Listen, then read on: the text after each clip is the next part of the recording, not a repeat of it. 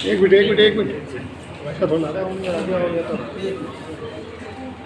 एक तो हफ्तों पहला इन्होंने से गुलिस्तान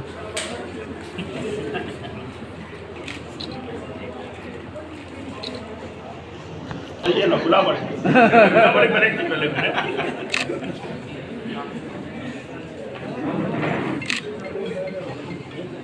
आपको भी माला पहना है? अरे नहीं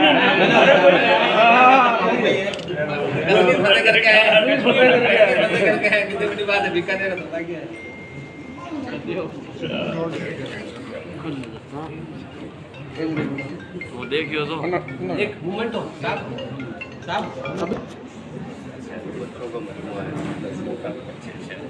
ये राजस्थान की तारीख से आप देख सकता हूँ। हाँ हाँ, ये आपने बोला भी था। ज़्यादा सो रहा है क्या शायद मुझे लगता है।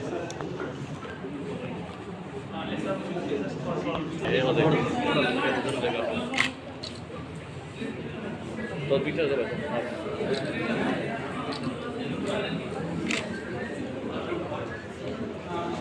प्रेस कॉन्फ्रेंस अंदर है हॉल में।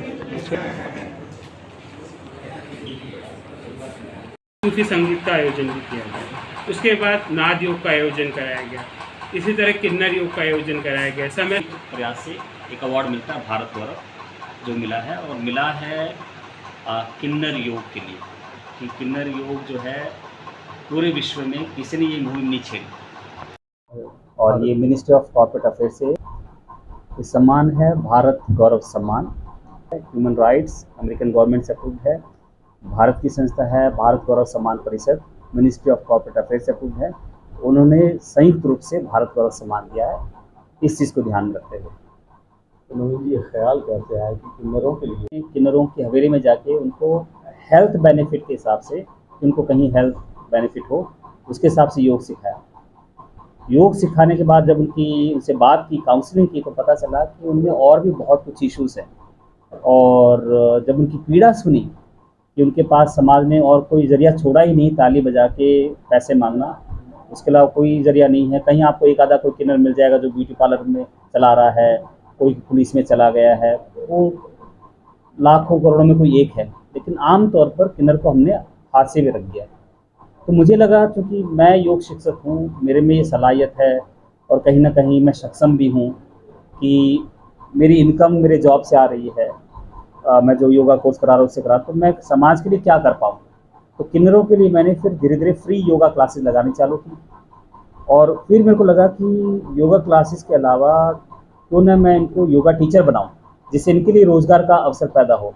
कि बाहर विदेशों में तो बहुत योगा टीचर ट्रेनिंग कोर्स चलते हैं, किन्नरों के लिए योगा टीचर ट्रेनिंग कोई नहीं कराता, क्योंकि वो थोड़ा सा कॉम्प्लिकेटेड भी है, उनको सिखाना कॉम्प्लिकेटेड है। तो किसी ने सोचा नहीं, तो मुझे लगा कि हाँ, उनके लिए मैं स्वास्थ्य के लिए भी अच्छा होगा, ध्यान में भी जाएंगे वो, उनके लिए रोज़गार का अवसर भी पैदा होगा और कहीं ना कहीं वो समाज की मुख्य धारा में आएंगे। मेरा एक छोटा सा प्रयास था, तो ऐसे करते करते ध्यान आया। कि आपने ये कहा कि सिखाना कौन बड़ा ये है कि शरीर में परिवर्तन बहुत होता है।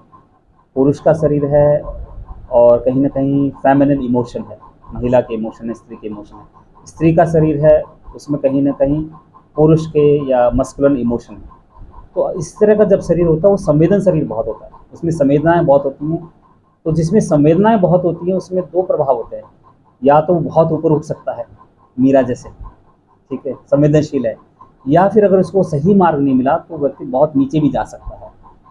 तो इस वजह से कॉम्प्लिकेशन है कि उसके शरीर में चंचलता बहुत है, हार्मोनल चेंजेस बहुत हैं, और शरीर में कहीं ना कहीं मूवमेंट बहुत हैं और इमोशन बहुत हैं। अगर आपने उसको एक डायमेंशन दे दिया, एक ज़रिया दे दिया, तब तो ठीक है, और वो ज़रिया नहीं दिया तो वो व्यक्ति पीड़ा में रहेगा, डिप्रेशन में जाएगा। तो बहुत किन्नर डिप्रेशन में है, सुसाइडल थॉट आते हैं उनके मन में, तो उनके इमोशंस बहुत अनस्टेबल है, क्योंकि शरीर में बहुत ज़्यादा विध्वंस है, शरीर में बहुत ज़्यादा कॉन्फ्लिक्ट है। तो इस वजह से उनको सिखाना बहुत कॉम्प्लिकेटेड है।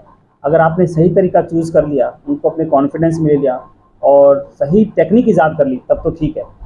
आम योग उनके लिए कभी कभी काम नहीं करेगा, क्योंकि उनके मन में विचार बहुत आते हैं। वो तो खुद से लड़ रहे हैं ना, जो व्यक्ति खुद से लड़ रहा है तो उसके मन में तो कितने विचार आएंगे।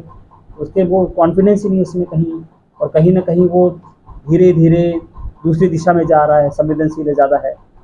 तो उसके हिसाब से उसके संवेदनाओं को कैसे नियंत्रित करना है, खाली फिजिकली नहीं है। कई क्लासेस में हम तो क्या करते हैं कि अगर आपने कुछ पोस्चर कराएं, आसन कराएं, ठीक है, एक आसन करने के बाद, 2 आसन करने के बाद व्यक्ति शांत हो गए। यहाँ हमें थोड़ा उल्टा करना पड़ता है, पहले उनके मन को शांत करना है, उनके इमोशन को बैलेंस करना है, फिर आसन को इंट्रोड्यूस करना है।